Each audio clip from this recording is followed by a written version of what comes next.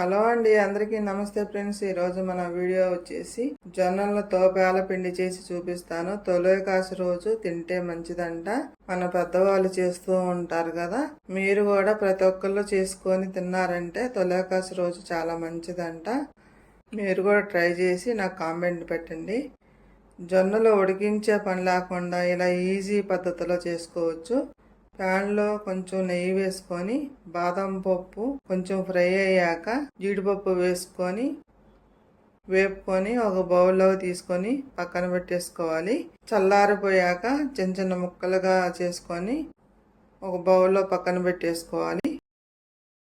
Pan వేడి అయిన తర్వాత బాగా జొన్నలు పోసుకొని ఫ్రై చేసుకోవాలి. జొన్నలు ఉడకబెట్టే పని లేకుండా ఈజీగా చేసుకోవచ్చు.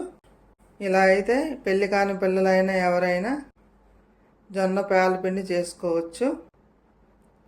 అలా అరకప్పు పోసుకొని వేపుకోవాలి. ఇలా పేలాలు వచ్చిన తర్వాత గిన్నెలో పోసుకొని పక్కన పెట్టేసుకోవాలి.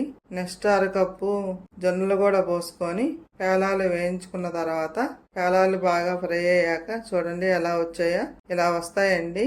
పెళ్ళైన పిల్లలు కూడా కొత్త వాళ్ళుగానే చేసుకోవచ్చు. మిక్సీ జార్లో ఇలా పోసుకొని మెత్తగా పిండి వేసుకోవాలండి. మెత్తగా వేసుకుంటేనే బాగుంటుంది. ఈ ఐడియా మా పెద్దమ్మది. కృష్ణా జిల్లాలో ఎక్కువ మా పెద్దమ్మ చేస్తూ ఉంటుంది.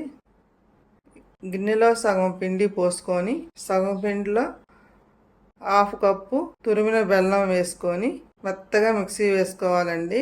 ఇలా అయితే ఈక్వల్గా అంతా బాగా బెల్లం కలిసిపోతుంది.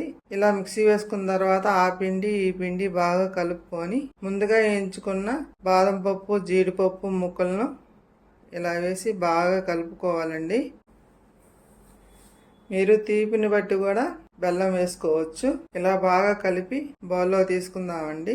ఎంతో టేస్టీగా చాలా రుచిగా ఉంటుంది. మీరు ఒకసారి ట్రై చేసి నా వీడియో నచ్చినట్లయితే ప్లీజ్ సబ్స్క్రైబ్ చేయండి, లైక్ చేయండి, షేర్ చేయండి. అద్భుతంగా ఉంటుందండి.